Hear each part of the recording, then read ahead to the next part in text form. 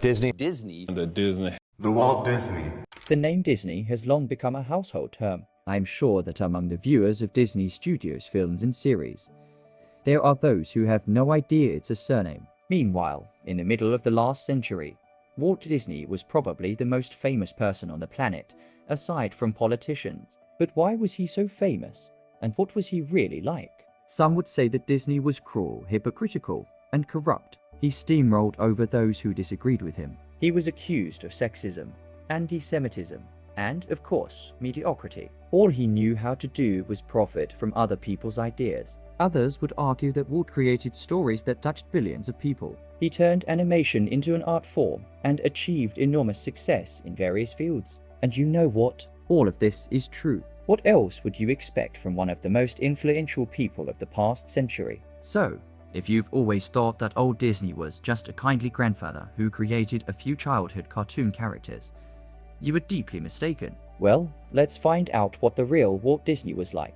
Let's start with a little test. Let's take a few of the most famous Disney animated characters: Mickey Mouse, Donald Duck, Cinderella, Bambi, and Snow White. Who do you think was drawn by Walt Disney? None of them. I'll go further. Walt Disney wasn't particularly good at drawing, and he didn't even create his personal signature, which today is the Disney Corporation's logo. Walt's real autograph looks like this. And this man is considered a genius of animation. But this is the kind of art where you draw characters. I have just one question. How? Well, the answer won't be short. Look at the video length. So let's get started. In 1919, Walt Disney returns to America from the war. At this point, he is almost 18 according to his documents, and no more than 16 according to his photo. During World War I, he volunteered as a driver for the Red Cross in France. He had to forge his birth certificate since he wasn't old enough to serve. For a teenager who grew up in the American provinces, the war in Europe seemed like an adventure, and Disney loved adventures. In 1919, Walt's father, Elias, was making jelly in Chicago. After returning from the war, working at his father's factory seemed like the most logical decision for young Walt. He came from a working-class family that always had financial problems. Disney's father dabbled in various businesses with varying degrees of unsuccess. His father's failures might be one reason Walt chose a completely different path in life. Although, most likely, the main reason was creativity. Disney loved being the center of attention. Disney wanted to do what he loved, and Disney wanted success. Walt takes the money he earned during his service in Europe and leaves his parents for Kansas City, the city where he spent most of his childhood, to start a creative career. It's still unclear exactly which career there are two options, actor or artist. The latter seems more logical. For reference, Kansas City is located in the very center of the USA, and although it is the largest city in the state, it is essentially a provincial city, far from New York or Los Angeles, the two largest centers of the film industry at the time. Finding work as an actor in Kansas City is much more difficult than finding work as an artist. Business needs commerce. Advertising is the engine of commerce, and advertisements need to be drawn by someone. Walt learns about job openings through his older brother's connections. He takes his amateur drawings and shows them to a potential employer. After a short trial period, Disney gets his first job drawing advertising brochures and catalogs. Walt is so passionate about his new occupation and the learning process that he doesn't leave his desk all day,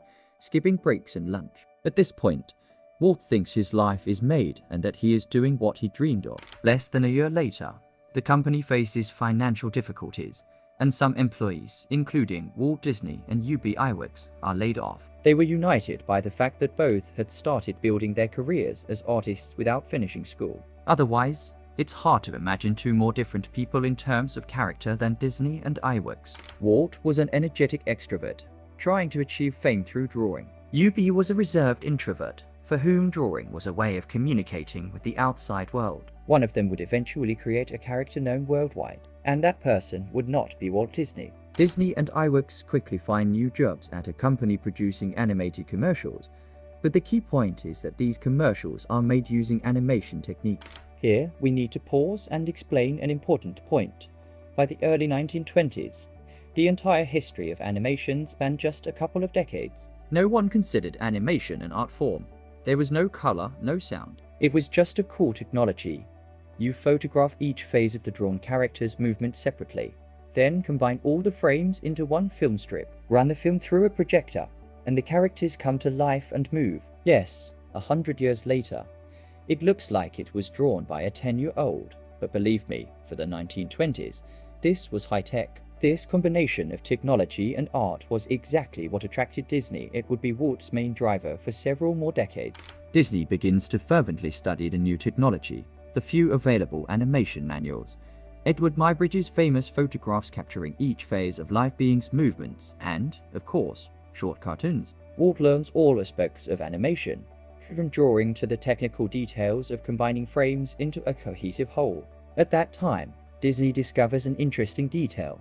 There are two ways to make a drawn character move. The first is where animators move a cut-out character frame by frame. Essentially, this is stop-motion animation. The main drawback is that the movement doesn't look very natural or realistic. This was the method used at Walt's new workplace. The second method that Disney learned about is cell animation. Each phase of the character's movement is drawn separately, with 12 to 24 frames per second of action. This approach achieves a completely different level of realism. This discovery changes almost everything. By that time, another of Disney's father's businesses in Chicago had failed, and they returned to Kansas. Walt took over the garage at his parents' house, borrowed a camera from work, and began experimenting. His parents were not very supportive of their son's endeavors. His father wasn't thrilled when Walt decided to become an illustrator, but at least then he understood it was a real profession. Now, Walt was doing something that didn't even look like work.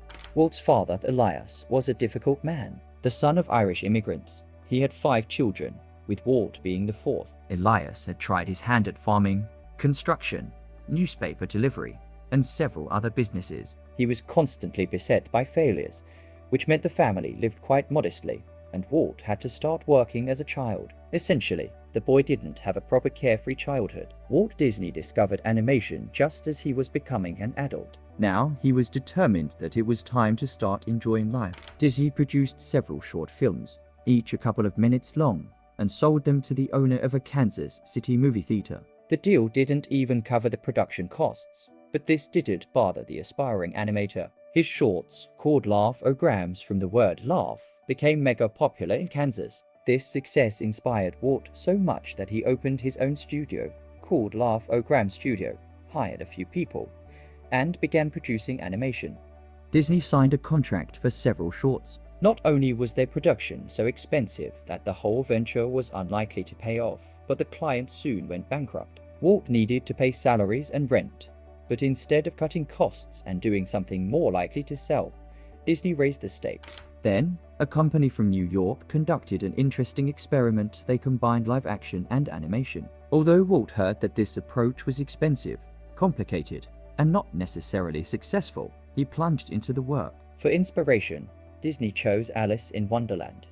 The idea was that a live-action girl would find herself in an animated world and interact with drawn characters and events. Disney and his colleagues learned everything on the go: writing, filming, drawing, and editing. Sometimes they had nothing to eat and no time to sleep. Walt needed to produce a complete episode of Alice to show to major New York companies in hopes of getting a contract. Despite the hard times and uncertain future, Disney recalls that he was happy and inspired during this period. He was engaged in creativity. Reality didn't share Disney's enthusiasm. No buyer was found for Alice, and his company went bankrupt. Walt dropped everything and headed to the other side of the country, to Los Angeles. Hollywood in the 1920s was not yet world famous, but there was already a lot happening there. And while it was clear that Walt Disney was made for Hollywood, it was not at all obvious that Hollywood was made for him. After the failure of his animation studio, Disney arrived in Los Angeles thin and wearing shabby clothes. Walt decided to adjust his dreams and this time aimed to become a director.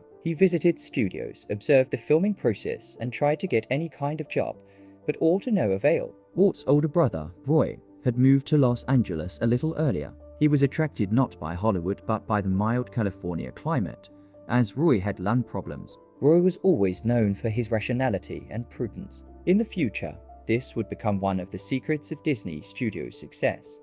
But in the early 1920s, Roy was merely selling vacuum cleaners. He advised his younger brother to find a regular job that paid. Walt Disney was a versatile person, but imagining him selling vacuum cleaners or doing other normal work was impossible. as his entire biography confirms. At the time when Walt was unsuccessfully trying to become a Hollywood director, he was contacted by a woman named Margaret Winkler. While still in Kansas, Disney had desperately tried to find a distributor for Alice in Wonderland, sending letters to all potential buyers, including Winkler. He received her response after moving to Los Angeles. Let's pause for a moment. I'm sure not everyone understands the word distributor. To grasp some important episodes of our hero's life, let's briefly understand how the film business functions. On the long journey from the initial idea to the final viewer, there are three main stages. The first is production, handled by the studio. At this stage, scripts are written, films are shot and edited, and a finished product is created, whether it's a film or animation. The second stage is distribution. Companies that handle this process by the finished film invest in marketing and advertising, and negotiate with those on the final stage of reaching the viewer, the theaters, whether they are chains or independent venues. This is where audiences see what the studio created in the first stage. This was how the film business worked 100 years ago, and by and large, still works today. Margaret Winkler was a distributor, and she liked Disney's initial idea of Alice in Wonderland.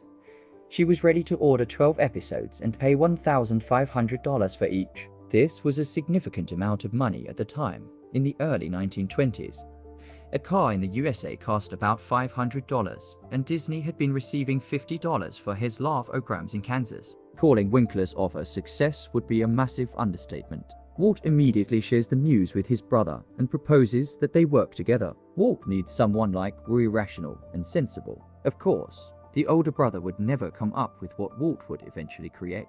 But on the other hand, without him, the Disney studio would likely have faced the same fate as the failed love-ograms in Kansas. It was Roy who would handle all the business and organizational matters. In this regard, the Disney brothers would form the perfect team. However, back in 1923, Roy Disney didn't realize that he was now working in the film business with Walt. Roy merely agreed to help his younger brother with an endeavor that still seemed extremely uncertain. On one hand, Walt had a contract. On the other hand, he would receive payment only after producing the required episodes of Alice. Roy helped gather most of the budget for the filming. Considering the giant scale that the Disney studio represents today and represented in the mid-20th century, it's hard to believe how it all started. This story is known to every aspiring filmmaker. Walt produced the first 6 episodes of Alice by himself. He handled the animation and filmed the live-action scenes with the actress. The location was the nearby Griffith Park.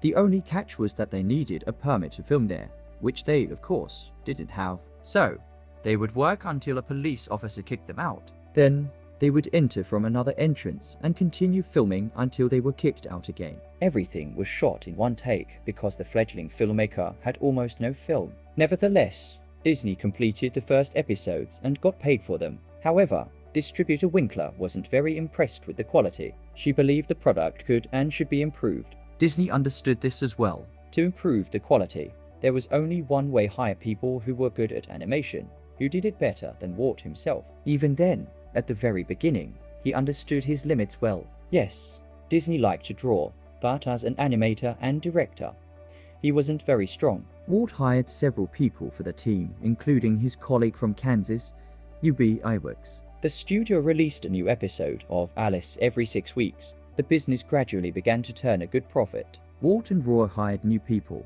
and the staff grew so much that one office was no longer enough. They needed an entire building. In 1926, the studio moved, and now the sign prominently read Walt Disney Studio. Up until this point, the studio had been a joint business of the two brothers. But in 1926, Walt decided that the company would bear his name. On one hand, this clearly demonstrated the creator's ego. But on the other hand, his brother didn't mind, and no one could deny that the main idea generator, leader, and inspirer of the entire process was Walt. So, I've already talked a lot about what animation was like in the 1920s from a technical perspective. But that only answers the question of how. It's equally important to answer the question of what. What was the content like? It was as primitive as the technology. The main star of American animation in the mid-1920s was Felix the Cat. His short films, just a few minutes long, were entirely built on gags. That is, simple visual jokes that were understandable without words or dialogue since sound films didn't exist yet. Here's Felix riding a camel. The camel runs into a low gate. Felix doesn't manage to duck and slams into the wall. Simply funny, and most importantly, understandable to both children and adults. Disney closely followed Felix's success and decided that the studio needed its own hit character. Cats were definitely out of consideration. There were already plenty in the animation market. Moreover, Disney was convinced that their character should differ from Felix and others by evoking not only smiles and laughter but also sympathy. Thus, the character Oswald the Lucky Rabbit was born. This time, no episodes with live people, only pure animation. Iwerks was responsible for the visual part, and Walt Disney for the storyline. The very first short film impressed the boss at Universal Studios so much that they immediately ordered 26 episodes. On one hand, this was a super success for Disney's company, but on the other, it was a serious challenge. Despite the growing staff, Walt and all the studio employees worked equally hard, including late evenings and weekends. No one, even in the lowest positions, addressed the head as Mr. Disney or boss.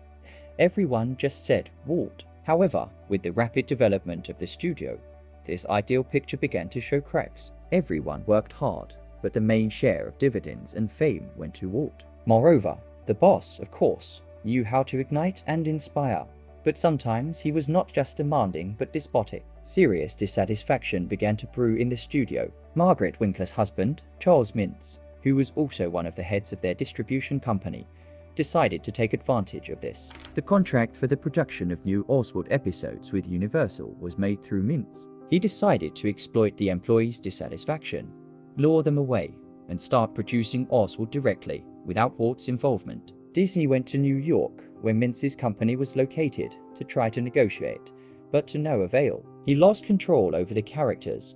Most of the animators left him, and it was completely unclear how the studio would make money now. At that moment, Walt felt like he was repeating the fate of his father, who had been followed by failures all his life.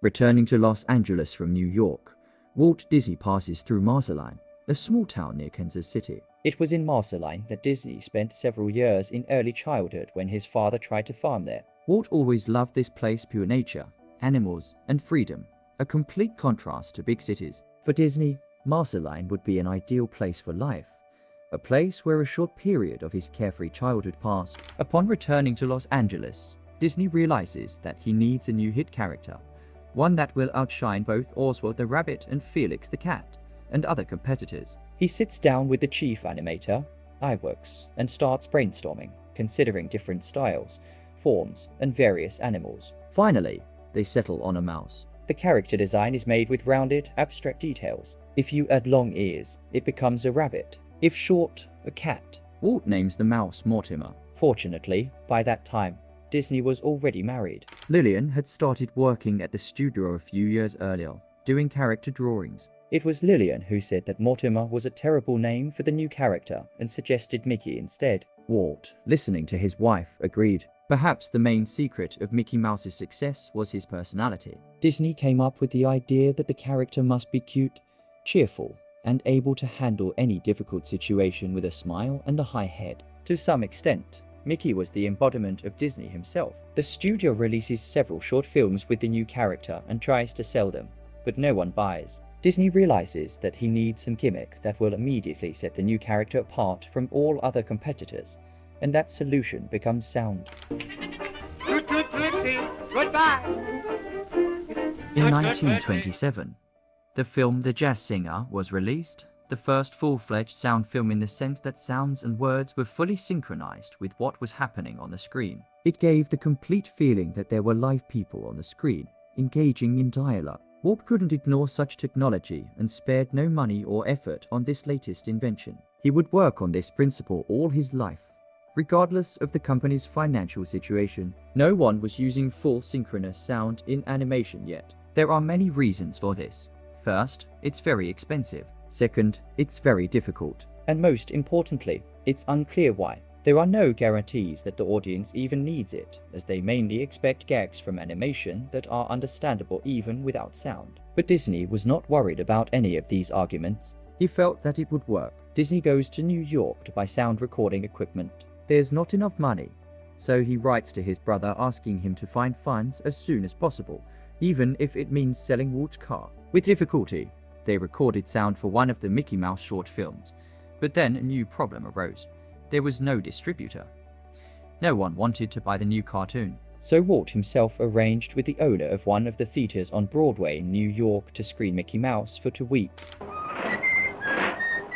In November 1928, audiences saw for the first time a 7-minute film about Mickey Mouse called Steamboat Willie. These 7 minutes would change the history of world animation, the history of world cinema, and, of course, the life of Walt Disney. The audience was thrilled, primarily by the use of sound. Steamboat Willie didn't differ visually from other competitors much, but the combination of picture and synchronized sound was unprecedented. It even got to the point where sometimes audiences demanded to delay the start of the movie scheduled after the short film and replay Mickey Mouse. The drawn mouse immediately became a Hollywood star, and people across the country rushed to theaters to see the new character. Ticket sales were not affected, even by the Great Depression that had begun in the USA. Walt Disney certainly wasn't smart enough to deeply understand the mood of society. He only intuitively grasped a formula that would lead him to success. An interesting story plus an attractive character plus new technology quickly led to the organization of Mickey Mouse clubs across America.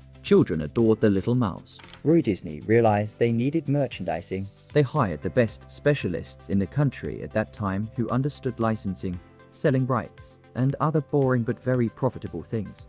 Books, tires, clocks, posters, watering cans, masks, ice cream, and the list could go on endlessly. These items featured images of Mickey Mouse and his girlfriend Minnie. The studio quickly came up with new characters, including Donald Duck and Goofy, new cartoons, new merchandise, and profits began pouring into the studio like a river. But it wasn't just the public who loved Walt and the company's animation. Many serious directors from around the world recognized it as an achievement in visual art. In this photo from 1930, alongside Disney, is the famous classic filmmaker Sergei Eisenstein, a big fan of the studio's work. Walt again expanded the staff, but despite this, both Disney himself and his employees often worked late into the night to meet deadlines. In 1931, Disney's wife, Lillian, became pregnant. Walt often told her that he wanted a large family and many children, which Lillian strongly doubted, considering her husband's busy schedule at the studio. With great anticipation for their future child, Walt even looked for a new home, but in the spring of the same year, Lillian had a miscarriage. And although Disney tried to pretend that everything was fine and continued to work hard, over time, it became obvious that this was a heavy blow for him. In the same year, the 30-year-old Walt and his wife went on their first vacation together.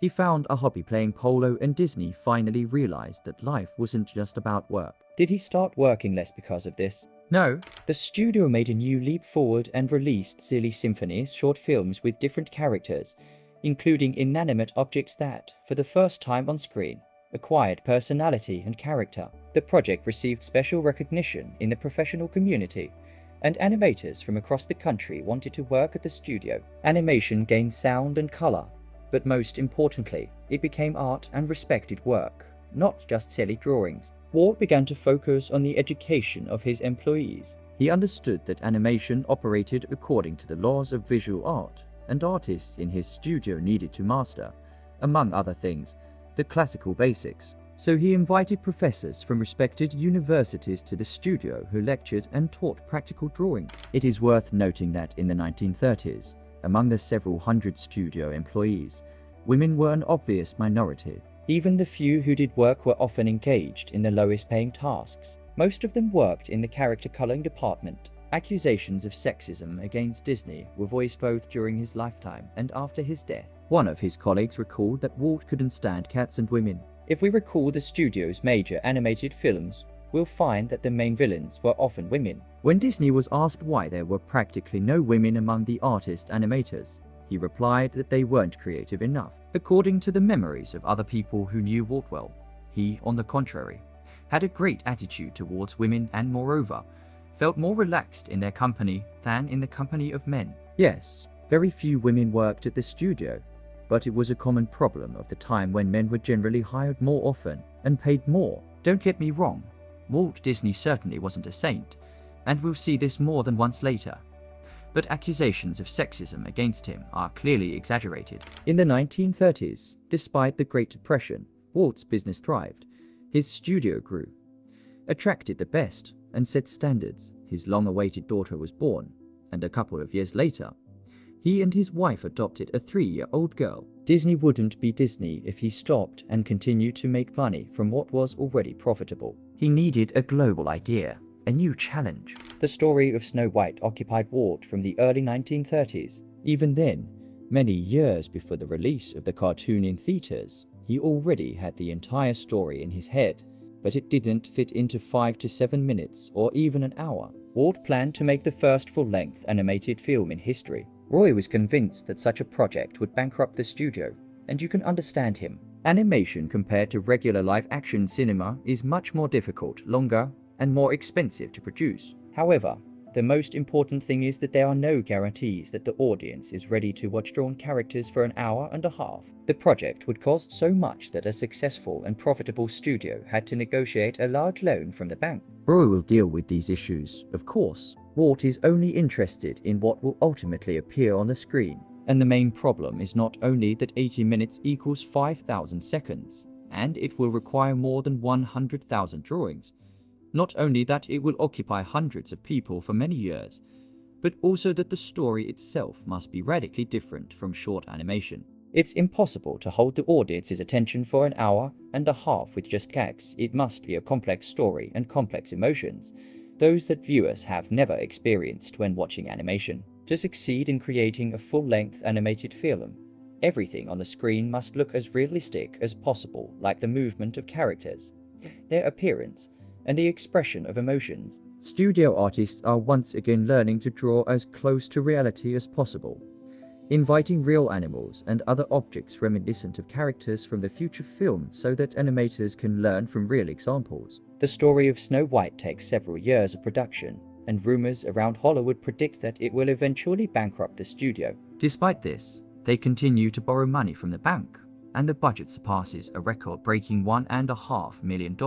And finally, there are no guarantees that the audience will go. In 1937, 6 years after the start of development, Snow White and the Seven Dwarfs hit the screens. During the premiere, Walt tightly squeezes his wife's hand for an hour and a half, attentively listening to the audience's reaction. During the death of the main character, the audience begins to sob, and there are grown men in the audience. At that moment, Disney realizes that it all worked out. The audience fully empathizes with the drawn characters. Snow White remains in theaters for a record-breaking 5 weeks and collects the highest box office in cinema history at that time.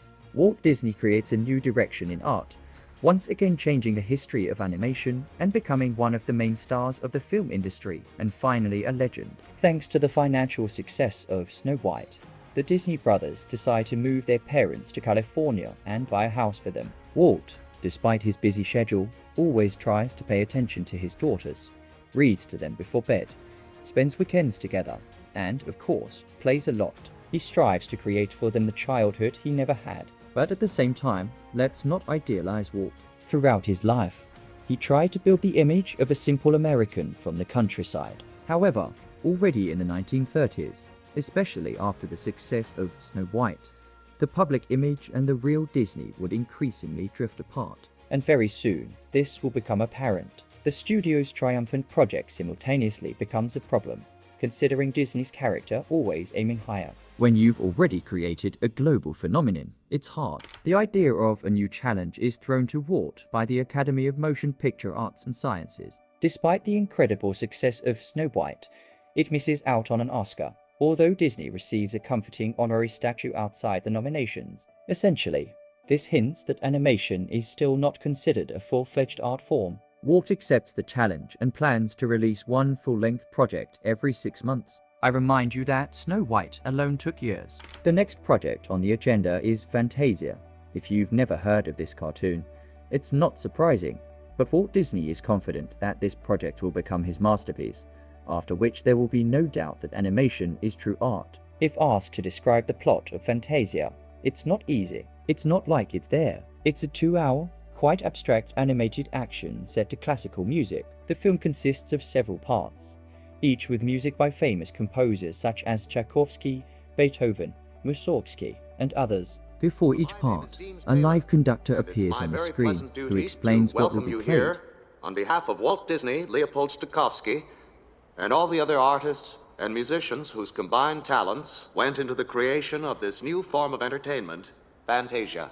And then a very beautiful, colorful, but incomprehensible action takes place. Stars, flowers, fairies, dinosaurs, and even dancing mushrooms. According to Disney's plan, that's exactly how it should be, because animation is real eternal art. At the same time, the studio is working on 2 more full-length films, Pinocchio and Dumbo. In this case, the plot is more understandable, but what unites all 3 projects is their complexity, costliness, and innovation. The artists continue to push the boundaries of what is possible in animation. Just look at the underwater scenes in Pinocchio. It creates the complete illusion that the character is swimming at depth, and yet these are nearly hand-drawn images moving at a speed of 20 frames per second. Despite the fact that producing complex, full-length animated films several times a year is a difficult task, it is during this period that Disney decides to relocate. In 1940, the studio gets a new home, not just an office or building, but an entire mini-city. Disney joked that it had everything needed except housing for the workers, which was unfortunate because that way they wouldn't have to leave at all. In the new studio, in addition to convenient workplaces, there are restaurants, cafes, gyms, recreational areas, and much more. It sounds like a dream office of our time, but remember, we are talking about the 1940s. However, during this time, a tragedy occurs. In the new house that Walt and his brother bought for their parents, a malfunction in the heating system leads to a significant carbon monoxide leak. Both of Disney's parents suffer severe poisoning. The father survives, but unfortunately, the mother cannot be saved. Walt quickly attends the funeral and then immerses himself back into work. He never mentions his mother's death again, at least not publicly. This dark period in Walt's life does not end there. In 1940 to 1941, Fantasia, Pinocchio, and Dumbo are released in theaters. Critics rate the films well, and the audience also responds positively, even going to see the strange Fantasia. However, the budgets of the films are so large that they still do not break even. Adding to this are the exorbitant costs of building the new studio, which Walt initiated without consulting his brother. Disney blames it all on the war in Europe and the fact that the cartoons were not released in many countries as planned. Yes, this was one of the reasons, but the main issue was likely that Walt's ideas were too ambitious this time. He later admits that, for example, Fantasia was too highbrow a project. Walt was never much of an aesthete or intellectual. Besides school, Disney completed only a few short courses related to drawing. To be fair, all 3 films have earned their rightful place in animation history and have inspired several generations of creators. But unfortunately, this does not help the studio in the early 40s. They are on the brink of bankruptcy, and the only way to save the situation is to go public. For Walt, this is a desperate move because making the company public and starting to sell shares means losing independence. At the same time, the studio faces problems not only externally but also internally. The new offices are convenient, clean, and spacious, but everything begins to resemble a laboratory where each worker performs a specific function. The studio has almost 1,000 employees, and the small creative family that the studio once was is turning into a soulless corporation. Walt himself now has his own office with a separate bedroom and bathroom, as well as a large staff of secretaries and assistants. This stratification is also felt at other levels. There is a department of chief artists. These people are respected and receive good salaries. However, workers in lower positions earn such modest incomes that they often cannot afford to eat in the studio cafeteria. Similar trends were happening not only at Disney but throughout Hollywood. Cinema was becoming a big profitable business, but the main dividends went to the studio bosses, star actors, and directors. The response to this problem was the emergence of unions or guilds. In live-action cinema, they appeared a bit earlier. The Animators Guild, formed in the early 40s, included workers from all the studios in the country, except for Disney's company, and this represented almost half of all industry workers. Walt was not particularly concerned about the union situation for one simple reason. He was confident that his subordinates were more than satisfied. He gave them the opportunity to create, paid good or at least decent salaries. What more could a Disney employee want, as people came to work for the greater good of the animation's greatness? Moreover, Walt sincerely believed that he was still one of the guys, just like everyone else. But he didn't even notice how he had turned into a typical industrial boss. Finally realizing the threat that his artists might join the union, Disney decides to meet with the employees. What could have been a conciliatory speech by an understanding leader turns into a threat. The general message can be summed up in one phrase. Here, everyone gets what they deserve, and don't even think about joining the union. The first major studio animator to stand up to Walt is Art Babbitt, one of the company's and industry's leading artists. He is the creator of Goofy. Babbitt joins the union, for which Disney immediately fires him. Following this, several hundred employees go on strike. They begin picketing right at the studio entrance, forcing Walt to enter through another gate. One day, seeing him, Babbitt grabs a loudspeaker and starts shouting slogans at Walt. Walt jumps out of the car, and a scuffle ensues. Eventually, other protesters separate Babbitt and Disney. But this does not change Walt's mood. In fact, it only makes it worse. He simply cannot believe that his employees might be genuinely dissatisfied with their working conditions. One of Disney's greatest talents was always storytelling. The key to a good story is a powerful villain. Walt found one in real life. The true cause of all strikes, he believed, was a communist conspiracy. Throughout his life, Disney was accused of many things: sexism, anti-Semitism, racism. But in reality, the only people he genuinely disliked were communists, and we will return to this later. At that moment, Walt is so confused and angry that he decides to go on a business trip to South America. According to the US government, Disney is an excellent candidate to establish cultural contact with this important region. There, Walt is greeted like a superstar. He is a true legend. People love his cartoons and characters. Here, he is seen as a hero of animation, not as a heartless industrial boss, sucking the blood of unfortunate workers. Disney doesn't interrupt his trip, not even to return for his father's funeral. Unlike his brother, Roy is more rational and understands that unions are a new reality that must be acknowledged. He manages to settle the conflict before Walt returns. The workers get what they demanded. However, despite the agreement, after the trip, Disney realizes that something has changed in the studio. There is no longer any creative family, and he can't trust anyone. He asks his secretary to set aside the documents of those who participated in the strike. Sooner or later, these people will stop working at the company. This is a clear example of Walt's dark side.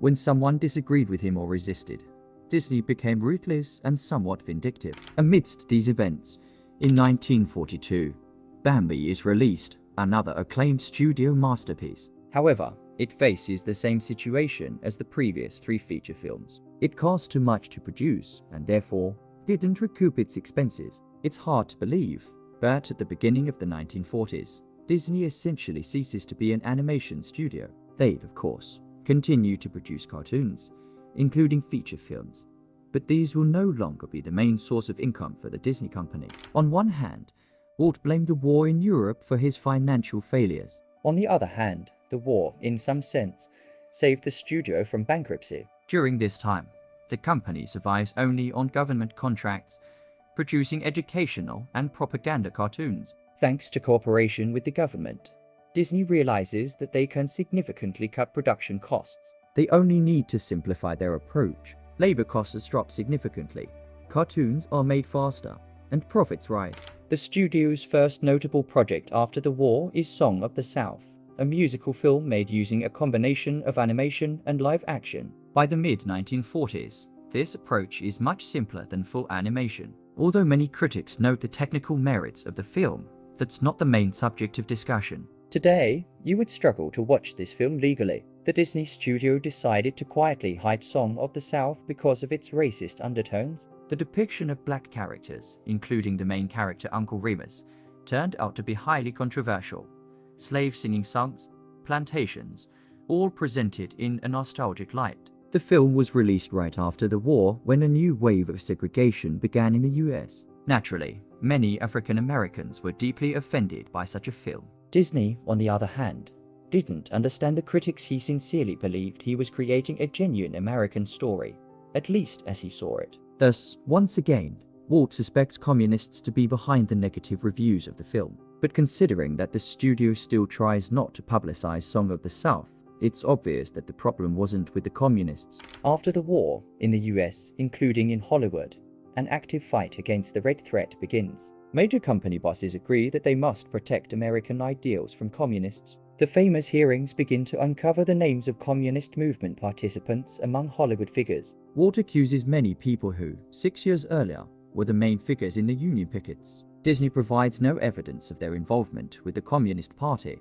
They simply once went against him, and Walt's vengeance knows no expiration date. The hearings result in the creation of the infamous Hollywood blacklist, which ruins the careers of many film industry figures of that time. Those accused by Disney don't end up on the list, but nevertheless, this episode vividly showcases Walt's dark side once again. The Disney studio continues to search for new formats that, unlike feature-length animation, will bring in good money, but be cheaper to produce. They find several solutions. The first of these is feature-length live-action films. One of the big successes of that time is Treasure Island, an adventure film that fits perfectly into the format of entertaining Disney films for all ages. The second solution Disney finds is quite unexpected. You've probably seen wildlife documentaries, those colorful stories about monkeys in the jungle, bears at the North Pole, and so on. Well, this type of documentary film was actually invented by Disney. In the late 1940s, he once again successfully utilized his main talent, storytelling. He came up with the idea that nature filming could be more than just capturing reality.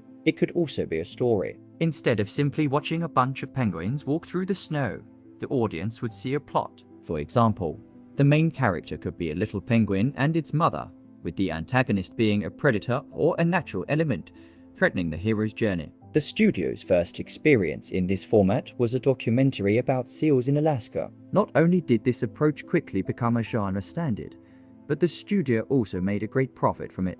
Production was inexpensive, animals don't go on strike. Despite the success of live-action or documentary films, feature-length animation still haunts Disney. In 1950, Cinderella is released, and surely many of you have seen it. It's a classic, praised by critics upon release, with huge box office returns indicating public love. It seemed Walt Disney should be happy, yet he couldn't help but notice that Cinderella was technically simpler than the studio's previous works. In private conversations, Disney admits that perhaps he will never create anything better than Snow White. Walt Disney is almost 50 years old and clearly experiencing a midlife crisis. What might a man in his status and with his fortune do? Many would prefer to buy a yacht, have a mistress, or go to Europe for a year. But what does Walt do? He starts building model trains. And not just spending 20 minutes a day on it after work, but dedicating whole days to building huge models. It all started a couple of years before when Disney visited his childhood town of Marceline and, upon returning, built a massive model train set in his backyard and another at the studio. This was perhaps another attempt to reclaim a childhood he never had, but Walt took it very seriously. He even invited famous guests like Salvador Dali to see his progress. No one then suspected where this new crazy hobby would lead. No one knows exactly when the idea of Disneyland first took root in Walt's mind, but it likely happened during his obsession with model trains. In 1952, Walt Disney sells part of his real estate and the studio's rights to his name. All this is to start something new.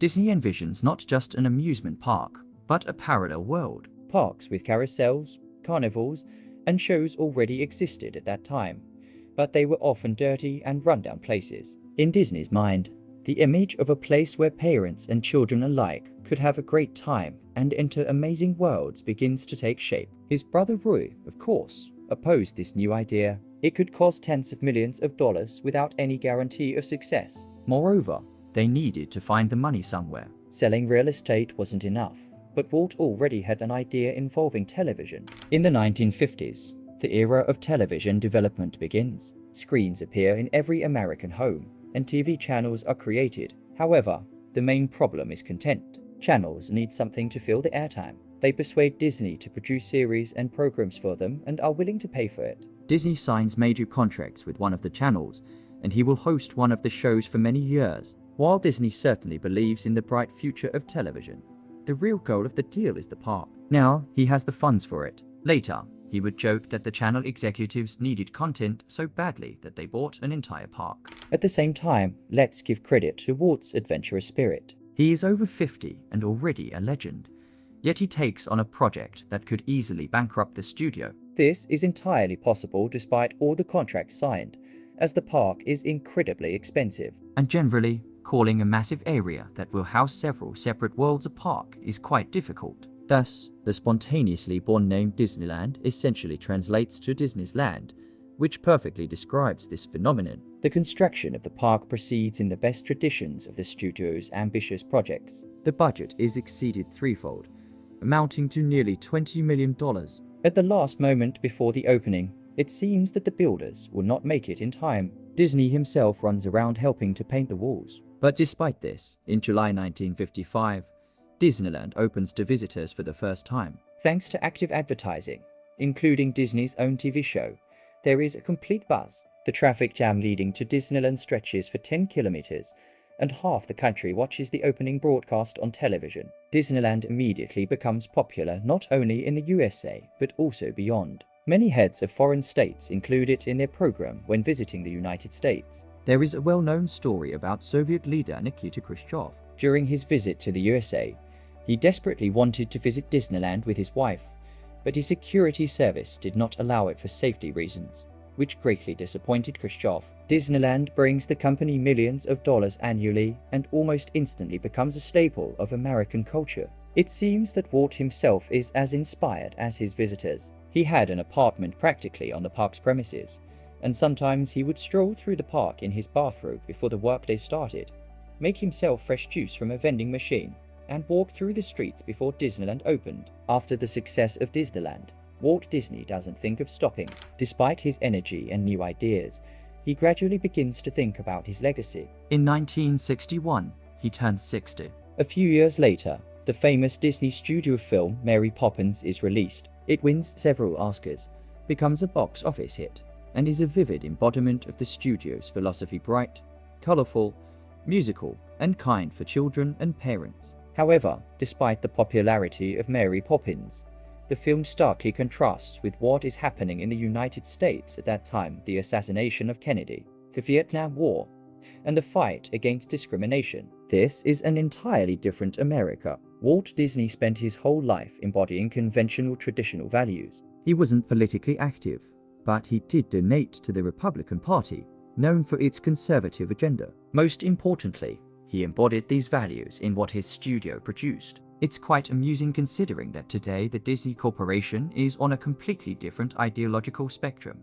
But that's another story altogether. In the mid-1960s, Disney and the real America began to drift further apart. Around the same time, Walt himself started dying. He began smoking very early and was known for his loud cough. Studio employees often recalled that they could definitely tell their boss was approaching by his cough. In 1966, during the filming of a promo for the second Disneyland, he fell ill. During an examination, Disney was diagnosed with lung cancer. The doctor's prognosis was a maximum of 2 years. Walt died a few months later, at the age of 65. The news of his death appeared in all major newspapers around the world the next day. Some might say that everything Walt Disney did reeks of plastic and fast food. And yes, there is some truth to this. Near the end of his life, Disney himself often wondered whether his legacy, his films, parks, and animation was merely a short-lived entertainment that would be quickly forgotten. On the other hand, it's hard to deny that Disney animation not only shaped a generation of people worldwide, but also helped answer questions about good and evil,